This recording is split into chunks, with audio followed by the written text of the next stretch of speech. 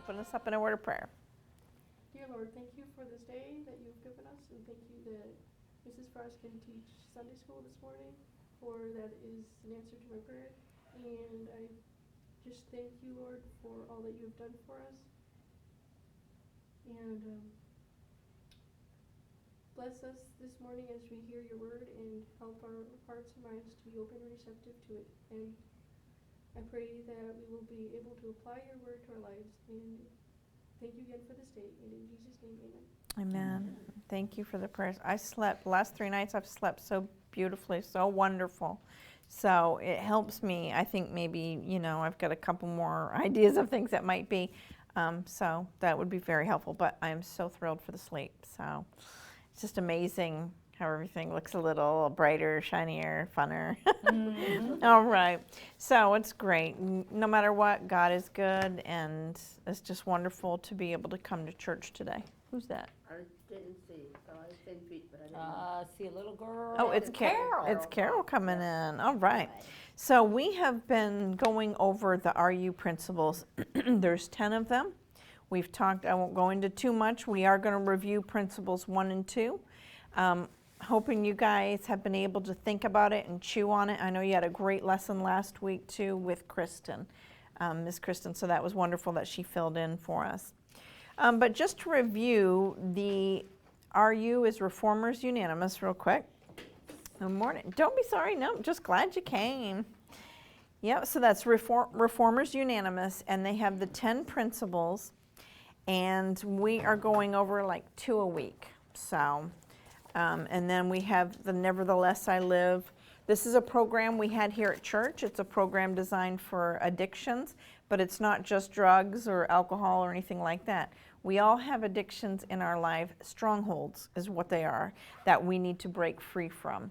Whether it be our thought life, whether it be eating habits, whether it be, spending, that's a stronghold too. Whatever is keeping our hands tied and keeping us from being exactly what God wants us to be, that's a stronghold in our life. And so this program is geared towards that. So principle 1 and 2 was, well, actually, let's do Psalm 1 first. Let's read it together. By the way, Aaliyah has said it. Remember, if you say the Psalms 1, by the time we're done, then you'll be entered in a $50 drawing. And, that's for the ladies that are going on the trip. They can use it towards the trip, but that's going to be available for if someone's not going on the trip and their name gets drawn. But you got to say it. So she said it, flawless. All right, so let's read it together. Psalm chapter number 1. At every RU meeting, this is read because this is central, because it's God's word. Ready? Blessed is the man that walketh not in the counsel of the ungodly, nor standeth in the way of sinners, nor sitteth in the seat of the scornful. But his delight is in the law of the Lord, and in his law doth he meditate day and night.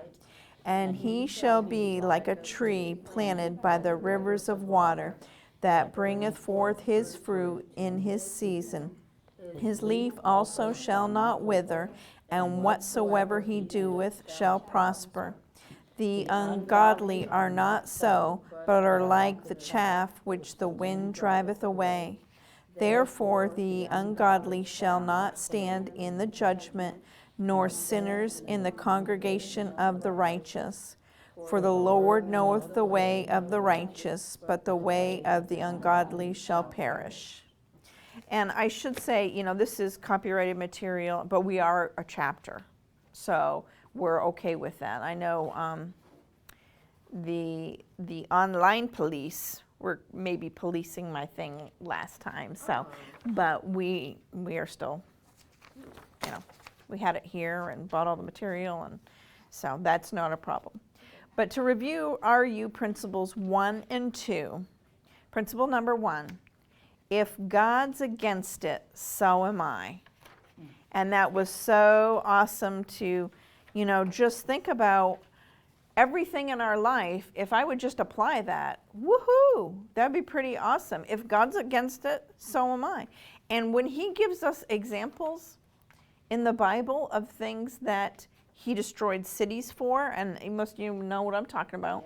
Yeah. Or I think of this one, those kids that called the preacher bald head, and a she-bear came out and ate him.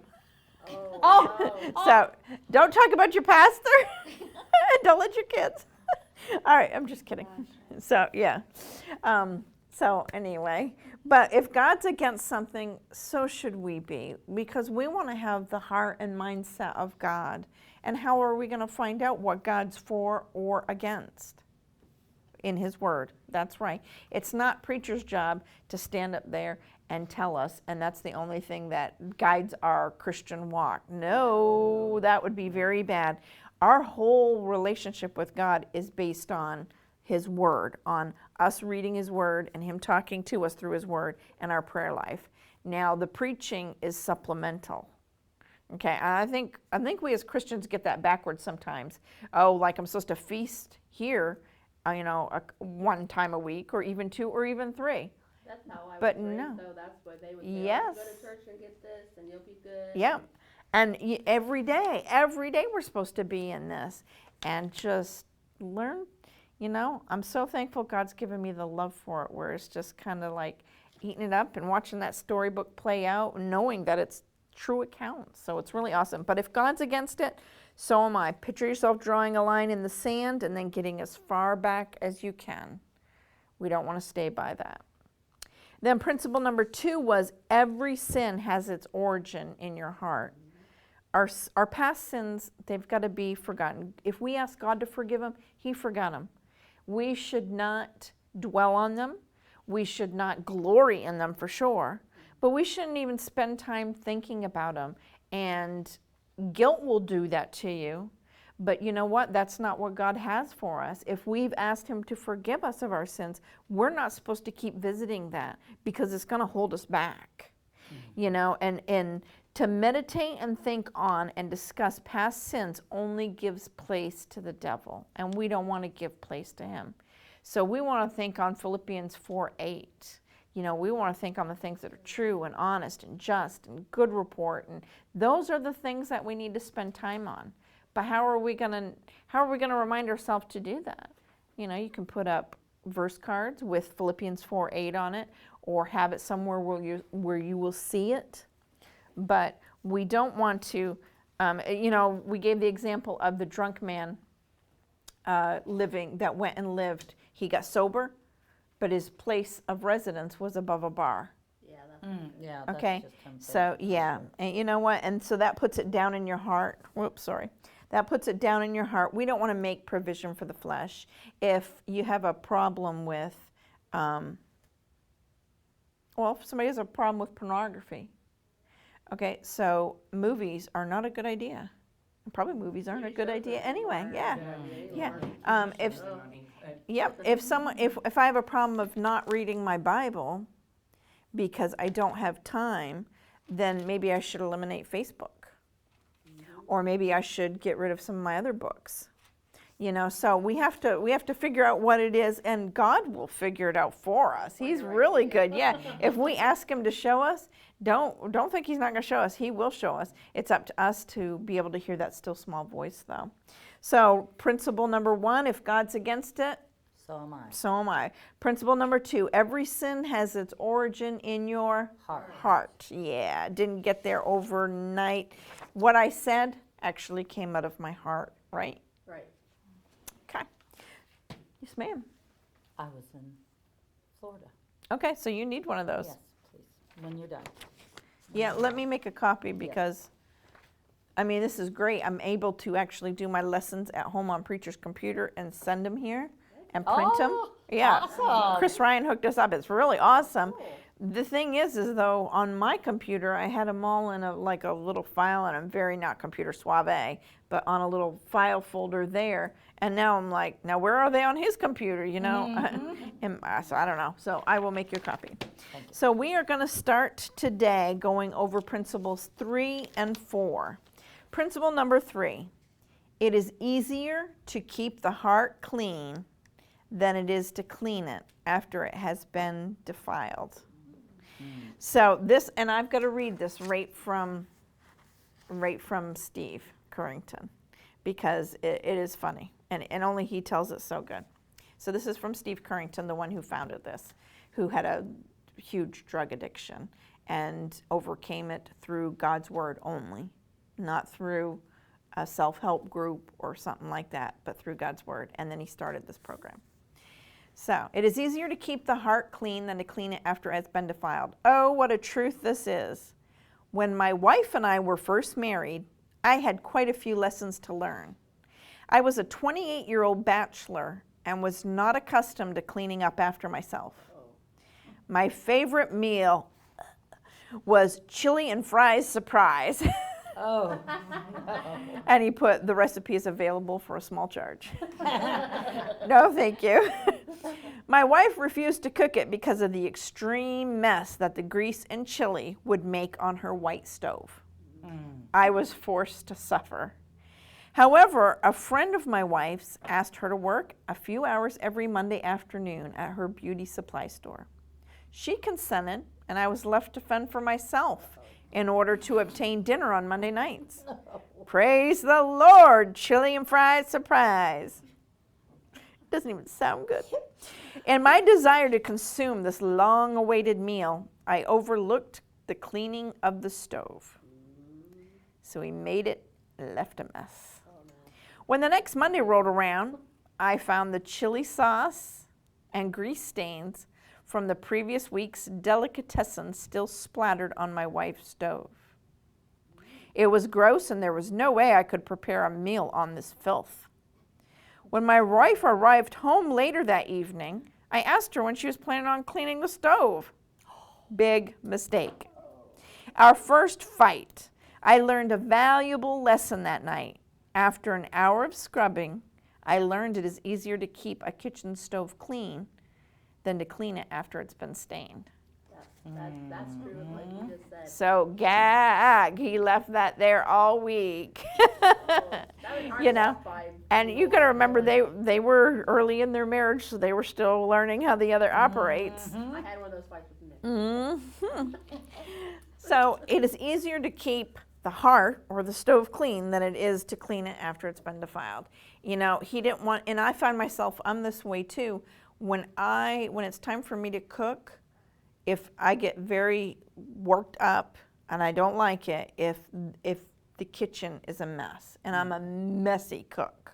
So if I didn't clean up after my last one, you know, like I was cooking about 5:30 this morning, and it just was really appearing messy, and I thought, I can't leave it.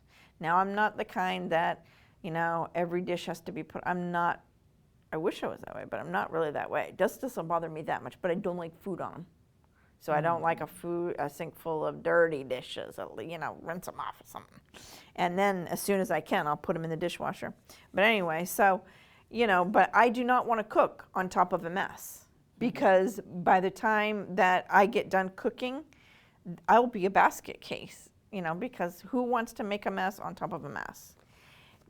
Because it's just twice as much. It is overwhelming.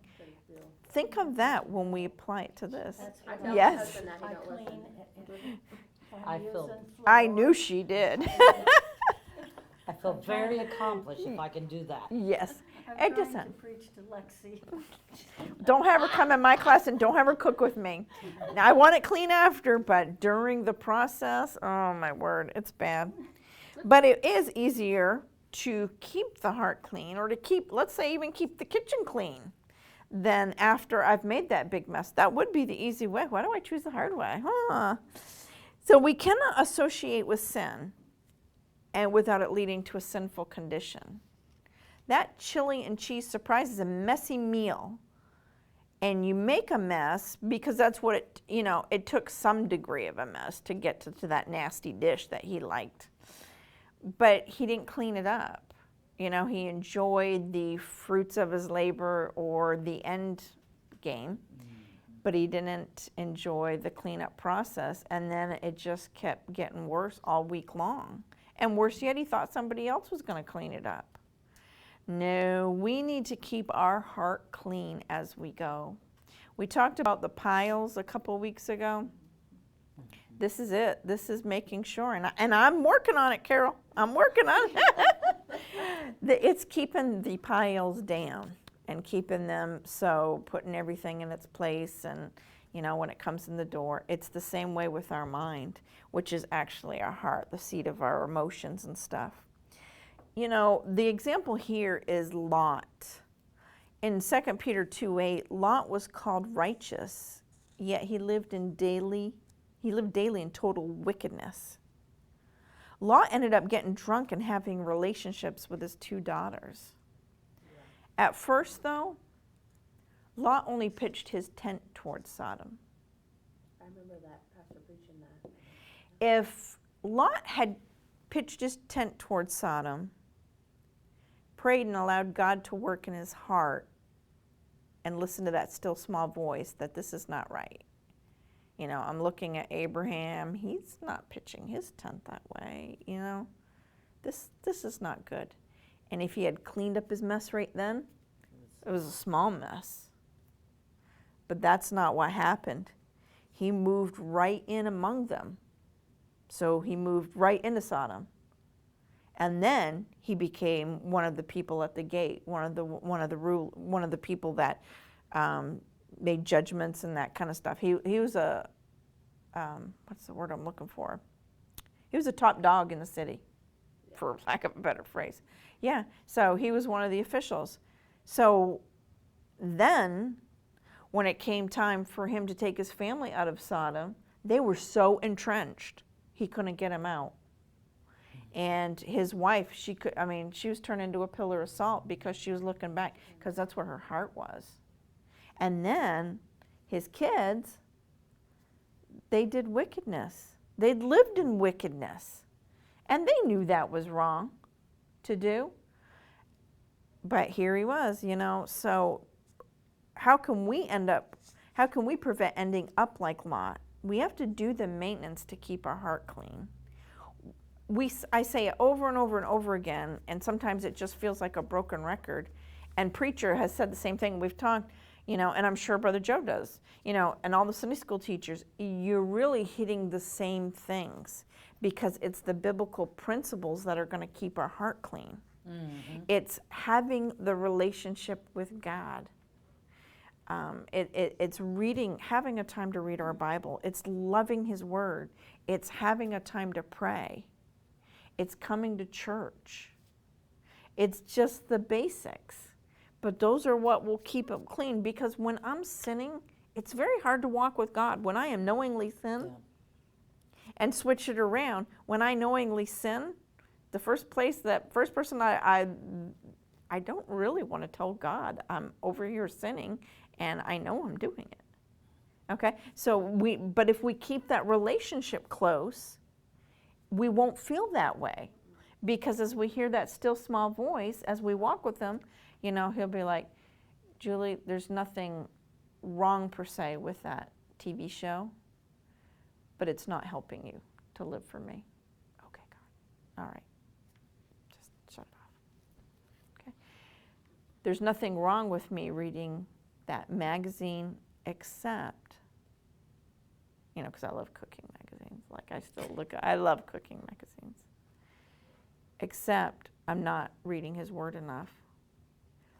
Imagine how God feels when I pick up a magazine or book more than I do His Word. That breaks His heart a little bit. I don't think we think of that. I don't think we think of how much we hurt God, how much our knowingly, you know, the things that we take. And we can say, well, I don't stop and think about it. Well, then that's a sin too, isn't it?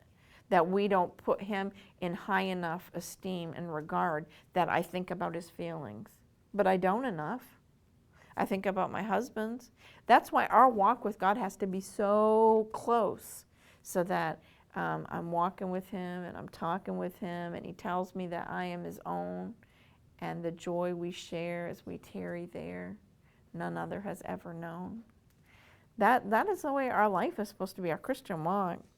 We need to keep our heart clean. Maintenance. Let's go to Proverbs, and I know it's on the paper, but let's go to Proverbs 22, verse 3. When you get there, someone can jump in and read it. A prudent man foreseeth the evil and hideth himself, but the simple pass on and are punished. Think of Abraham and Lot here. Abraham saw Sodom over there,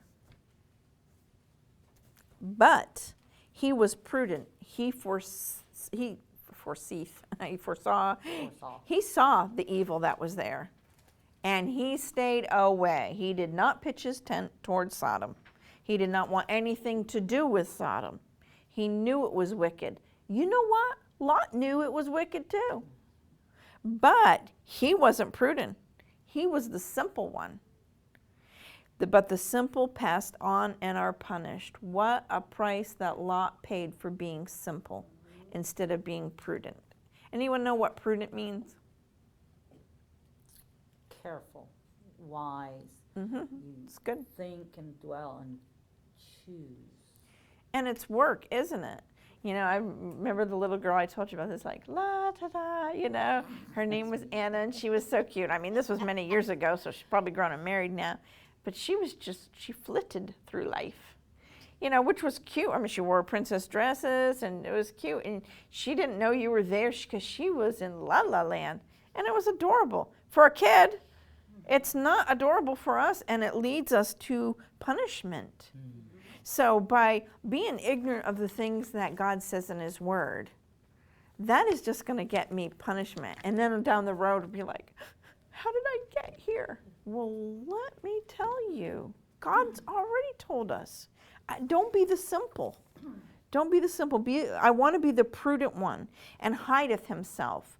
What does that mean? Well, you hide yourself away from the sin. You know, if the sin is over there in that corner, I need to stay way out of here. In fact, probably a good idea just leave the room. Mm-hmm. But instead, it goes back to principle number one. If God's against us, so am I. The line in the sand. And we as Christians, we go right up to the line, put our toes just as close as we can, and say, you know, I'm in God's favor. I'm living a Christian life. I'm a Christian. Try to justify what you're doing, too. Yeah. I've done that with one thing.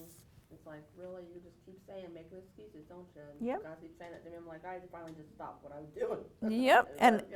And that's being the prudent and hiding yourself. You know, I don't want to be labeled simple. No. You know. Nobody does. So I was just thinking, there have been times where I have told somebody, I am not a dumb person. I may have even told you guys that. And then I think, when you have to tell somebody that, it's like saying, I'm the boss here. When you have to say that, you know, anyway. But I don't want to be the simple one. I want to be the prudent one that sees that and hears that. God's saying, don't even go over. One day I was going to go to Sam's Club. I think I might have told you guys this. I mean, I love going to Sam's Club, or I used to. I think they're doing the masks again, so I won't love it so much anymore. But I like going to Sam's Club. I like just looking around, and I may only have 2 things to get there, but I enjoy taking my time and looking around. And so I was going to go one day, and Preacher wasn't going to go. This was months ago, I think. And I was headed there from Marysville, and God just said, do not go.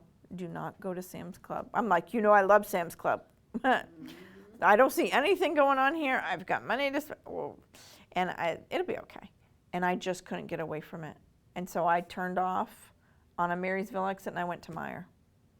I don't know why. I know it was a little sad, but all I could think of is if God's telling me he sees beginning to end, he sees, there could have been an accident, there could have been a robbery, there could have been anything.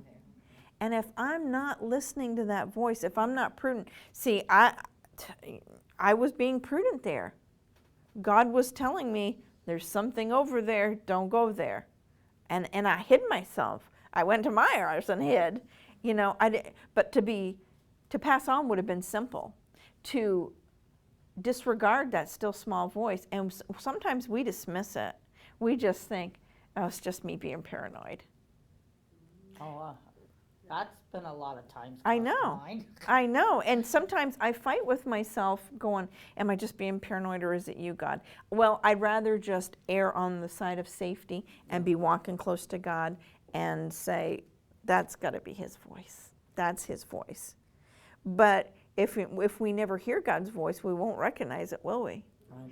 But if we're walking with God and we're close with God and we've heard his voice, and I'm walking with him and I'm talking with him and he tells me I am his own, and I go, okay, I'm not going to Sam's Club, and it'll be all right.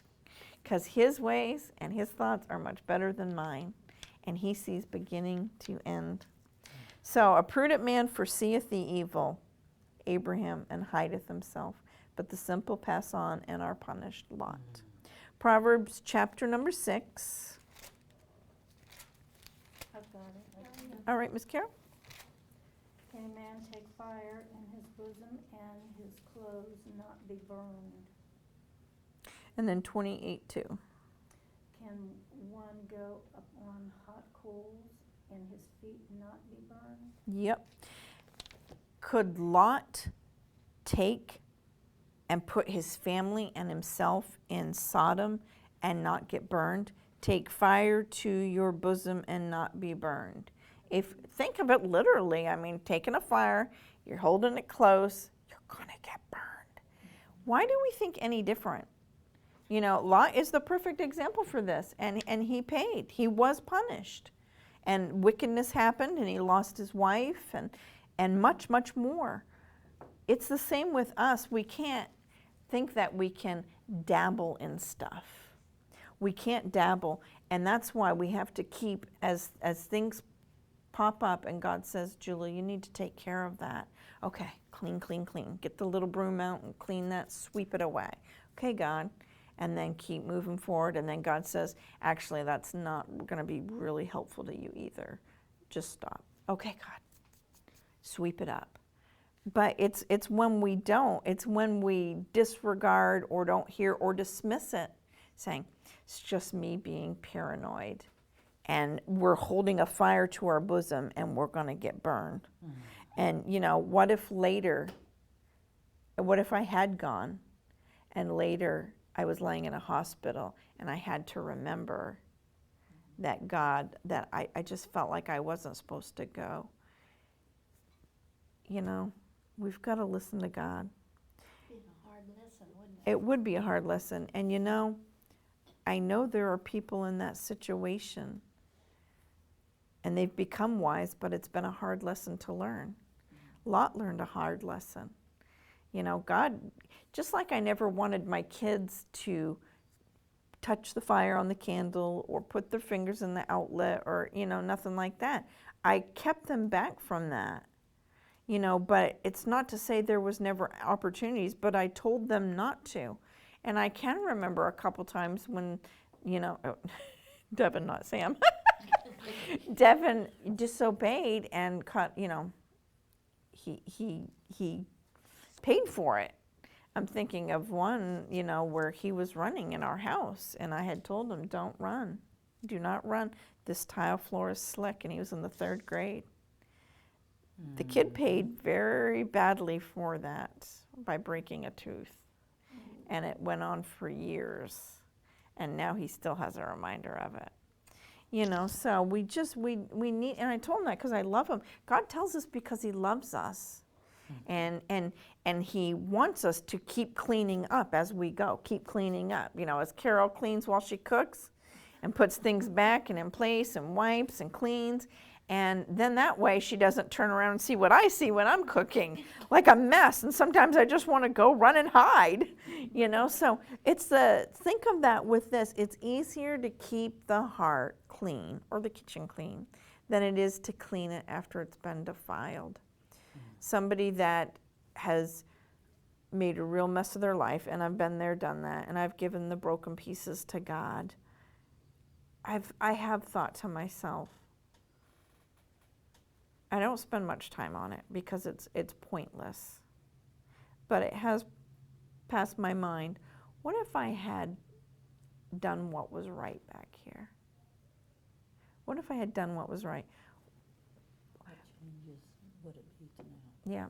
And you know what? It's not even really worth thinking about other than to understand that I missed out on some of God's best for me because I decided to do my own thing. and decided not to listen to the still small voice. And I didn't clean up as I went along. I actually let all kinds of piles build up, bad piles, sin in my life, until it just totally overwhelmed me and I almost didn't care what I did because it seemed like it was such a mess, it would never be resolved. It's like the person with if you have a credit card, and I'm not even going to give advice on it, but if you have a credit card and you say, I'm going to pay it off every month, but that doesn't quite happen, and it keeps building up and building up and building up, and then it gets to the point where you're just like, I'm so far in debt, I don't care, I'm just going to buy this, and you satisfy your lust of the flesh by purchasing, even though you know you've got a big mess already. And this happens to a lot of people. And then they say, so what does another 100 matter? What does another 300 matter? And not understanding, just like we didn't, that it's better, charge it, pay it, charge it, pay it, okay? Apply it to sin, you know. I messed up, clean it. And God says, you know, and here God is telling us, he's telling me, Julie, don't do this, Julie, do that, Julie, don't do this. But if I do this, and I might open my Bible up once a week when I come to church, or let's see, even the person that comes 3 times a week, and I open it up 3 times a week, it's not enough. It's not enough to keep cleaning. And you know, part of housekeeping and maintaining and keeping that heart clean is that altar. That is this. You know, actually that is like a scrub brush and just doing this. Yeah, that deep cleans. And so we want to do that. If you feel yourself holding back from the altar, that's when you really need to go. Okay? Because that's when you know that there's a little bit of pride creeping in, and we don't even recognize pride for what it is. You know, you may say, well, I don't care if someone sees me going down. Well, Satan uses pride in all kinds of ways and disguises it in many different disguises. If you feel any inkling to go to the altar, because someone might say, well, you go to the altar all the time, or, you know, whatever, that's okay. That is keeping myself in the pride area too, you know, and who cares who sees us? The only one I've got to care about is God. And when God is going, go. Just that little nudge. But man, I've got to be close to him. And having this closed most of the week isn't going to help me to be close to him. No. So it is easier to keep the heart clean than it, what time is it? I'm in such trouble. It is easier to keep the heart clean than it is to clean it after it's been defiled. Sorry. Okay. Yep, think of your kitchen cleaning, or his chili and fries surprise. Oh my. All right, so number 4, it is not possible to fight a fleshly appetite by indulging in it. An appetite, I looked it up, because you know I love to look up the words. Appetite is a strong, intense desire or need or liking for something, according to 1828. Here are some examples. Money. Money will drive people to do crazy things. Oh, yes. Crazy things, but also so will sex. You know, you wonder why we have some of the things going on and people doing this stuff. It's terrible because they've fed this appetite. Example, money, food, drink, like alcohol, or sometimes I think those monster drinks, those energy drinks, Yeah. those can be addictive. Coffee can be addictive. Coffee can be a stronghold. And someone go, oh, Miss, Julie, you're being really silly. No, I'm not. Anything that takes over your life, anything that starts to dictate how you behave, what you do, what you eat, what you drink, where you go, and usurps God, Like someone like, oh, I can't function without coffee. And I kind of used to be that way. And then I got off it, and now I feel like I just enjoy it. And I wish I could be spiritual and say it was because I knew it was taking me. But no, I got sick and went off it. And so, but I haven't allowed myself to become dependent on it again. Instead, I'm just enjoying it, if that makes sense. Yeah. Alcohol, we know what that can do. Tobacco, books. I've known some that totally read to escape reality. And TV shows too. TV shows just to immerse themselves and leave their life behind. Should have video games on there. Yes, With video that. games. I like to blow that thing up. Yeah. And you know, like my dad would be like, what on earth? Because it's that generation, it didn't happen. My dad, I mean, video games, what? Are you kidding me? So it's just weird. Shopping. That'd be mine. Yeah. I can totally lose myself. An example, when we moved back from Germany, and Pastor had the call to preach, so we knew we were going to Bible college, so he separated from the military. So I'd been living in Germany for 3 years, away from American stores. Uh-oh. And internet was a little bit very new and a little bit different. Ordering was a little bit different, you know. So while I could, it took a long time to get it. And we had the PX, but they, you know, it was just different than what it is now. We got back to, we moved to Pilot Mountain, or by Mount Airy, where Andy Griffith, yeah. Oh. And yeah, so we were living right by there. I had me a time for about 4 weeks. And I didn't even realize that I was so out of control with shopping, because all of a sudden we have access to all that. We were still getting military money, and actually more because of the move and that kind of stuff. But I don't know where my brain was and all that, except for it was just indulging that fleshly appetite. And we say, oh, you know, that's so silly. No, it's not. And I have to be careful. My husband's like, I order groceries and stuff, and he's like, Julie, are we spending more doing that though? And actually I said, honey, we're actually spending less.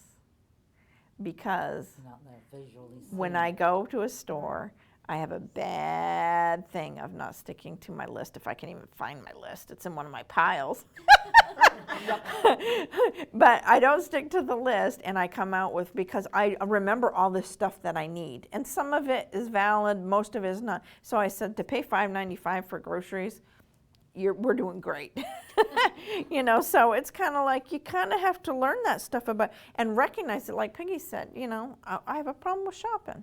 And recognize, okay, well, that's one of the first things in letting go of these strongholds, is to recognize and understand there's an issue here. And so I have to have safeguards up. Gambling, bingo, I'm sorry, but bingo can be an issue for some, because when they do it for money and stuff. Okay, so feeding these appetites will only increase the cravings. We've got to understand that every time we just give in for today, just I'll start my diet tomorrow. Okay, so all we're doing is feeding these appetites, and it makes us crave it more. Take sugar away from me, and I'm gonna crave it. If I tell myself you can't have any sugar, you know, yeah. So the key really is moderation, and yeah, changing things and taking it out, but we have to understand that we don't want to increase the cravings. So every time you just kind of feed it a little bit, it just becomes this beast, you know, like, roar. So the next one, God has given us needs that must be satisfied. Food, drink. The next one, those are needs that need to be satisfied, and that's fine. But Satan twists these needs into lusts that lead to a life of sin. Each one of those, you know, in the parentheses, those can lead to a life of sin, as can the others, like gambling, pornography. Ecclesiastes 5:10, these ones we'll read on the paper since I'm doing horrid on time. Ecclesiastes 5:10 says, he that loveth silver shall not be satisfied with silver, nor he that loveth abundance with increase. This also is vanity. The person that is so consumed by money and they keep getting ways to make money instead of being satisfied with what they have. And I'm not saying you shouldn't try to excel, you shouldn't try, but it all has to be God-led, you know, because we can become consumed by these things, and you'll not be satisfied with silver, with money, because your love of money is just growing and growing and growing, and each little, that's why it's really important for me to get out that checkbook. I was writing a check out this morning and got our stimulus money and tax money finally from the IRS. They decided to give it to us. Oh, good. From 2019. Well, it's a blessing. Yeah, and 2020. Yeah, I mean, it's been crazy. So I sat down to write out a check this morning, and I was like trying to remember back. I'm like, well, was that income money, like that return that I got, was that income money, or was that actually from what I had paid on? Do I need to pay on that? And God's like, really, Julie? I don't even care. Mm-hmm. I just wrote the check out, and I'm like, why would I even quibble about or try to talk myself out of $50 or something with God? I mean, give me a break. And I heard his voice, and he's just like, really? This is what I mean, But if I had sat down and counted it all out, that makes money become important to me. I don't want money to be important to me. I want God to be important to me. And God can, if he wants to, he can replace that 50, 100 times over. But even if he doesn't, I want my heart to be right. I don't want money to be that important to me. And these are the kind of measures that we have to take and understand, that when I'm counting down every little dollar and even to the cent, that we have to be careful of that. We're talking about God here. He's given it all to us. And really, I'm not going to round up. I was going to say, is most people, I have had to catch myself a couple different times about money, because I'm like, oh, I need some more. I'm like, God's like, really, you don't. Yep. So. That is so true. Let's read James 1:14 and 15 here on the paper. But every man is tempted when he is drawn away of his own lust and enticed. Then, when lust hath conceived, it bringeth forth sin. And sin, when it is finished, bringeth forth death. Don't be tempted. Don't let these things overtake us. Somebody that, let's say, with food and stuff, food is an example that a lot of people don't give. Yeah, I'm overweight. I get it. I'm not where I'm supposed to be. I know. And it obviously has a little bit too much of a stronghold in my life. But I will be the first to admit that it's wrong. The Bible calls it wrong, Anything that we don't control. Okay.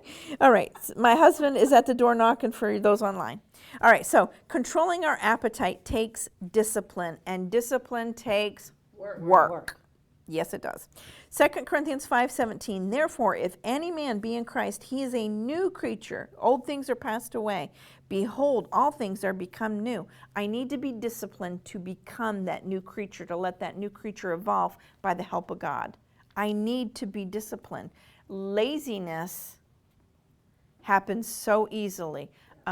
Complacency happens so easily, and I don't want it to. And Galatians 5:24, you there? And they that are Christ have crucified the flesh with the affections and lusts. Crucify the flesh. Nevertheless, I live. Nevertheless, Galatians 2:20, since you're there, read that real quick. And I know we got to get it here.